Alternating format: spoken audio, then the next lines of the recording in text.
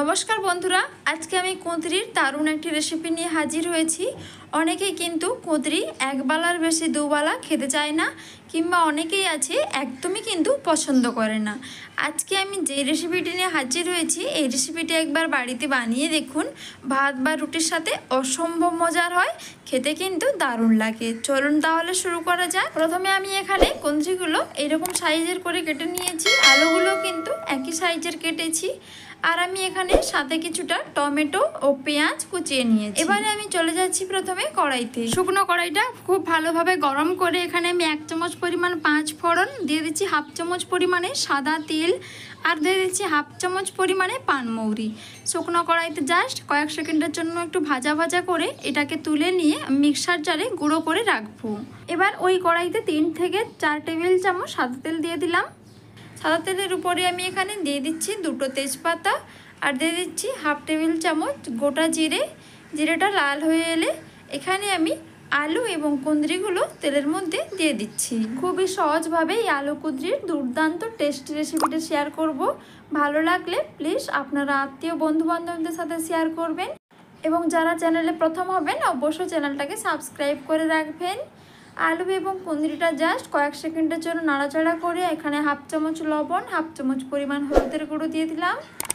আরও আমি কয়েক সেকেন্ডের জন্য একটু ভালোভাবে ভেজে নেব।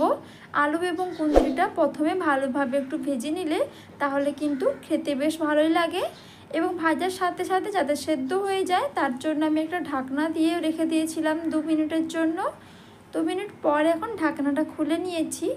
এবারে দেখে নেব সবজিটা কিন্তু অনেকটাই এখন সেদ্ধ হয়ে গেছে এবং ভাজাও কিন্তু হয়ে গেছে। দেখুন, এইভাবে ঢাকনা দিয়ে সবজিটা ভাজলে সবজিটা ভাজার সাথে সাথে সেদ্ধ হয়ে যায়।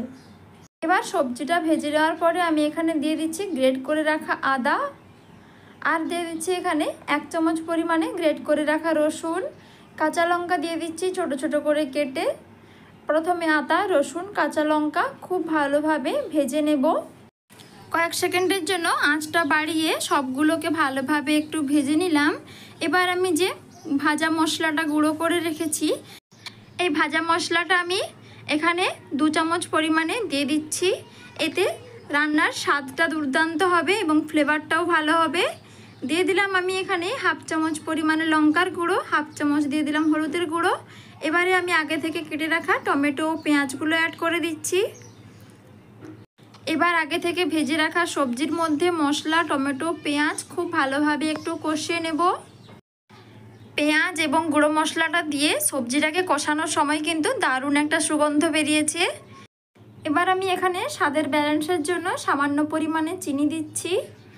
তোমরা চাইলে দিতে পারো কিংবা স্কিপ করতেও পারো। এবারে আমি এই সবজিটার মধ্যে সামান্য পরিমাণে জল অ্যাড করছি, দেখুন একদমই সামান্য।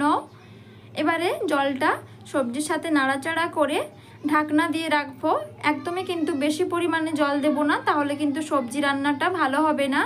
এইভাবে রান্না করলে কুঁদরি আলুর রেসিপিটা সব থেকে বেশি টেস্ট হয়। ঢাকনা দিয়ে 2 মিনিট পর ঢাকনাটা খুলে নিয়েছি। বন্ধুরা, এখন সবজিটা খুব সুন্দরভাবে সেদ্ধ হয়েছে। সব কিছু কিন্তু খুব সুন্দরভাবে একদম ঢাকনা দিয়ে দিয়ে সেদ্ধ করে নিয়েছি, এবং বাকি যে গুঁড়ো মশলাটা রয়েছে সব শেষে দিয়ে দিলাম। বাকি গুঁড়ো মশলাটা দেওয়ার পর দারুণ একটা সুগন্ধ বেরিয়েছে। এখন কিন্তু আমাদের আলু কুঁদরির এই রেসিপিটা রেডি হয়ে গেছে। ভাত রুটির সাথে এই রেসিপিটা কিন্তু অসাধারণ লাগে খেতে। যারা কুঁদরি খেতে একদমই পছন্দ করো না, একবার এই রেসিপিটা বানিয়ে দেখো, আঙ্গুল চেটে খাবে।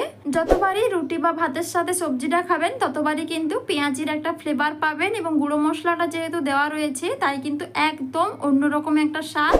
তাহলে বন্ধুরা, আজকে রেসিপিটা দেখে নিলেন, ভালো লাগলে লাইক, শেয়ার, সাবস্ক্রাইব করে পাশে থাকবেন। আবারও দেখা হচ্ছে পরবর্তী রেসিপিতে। টাটা।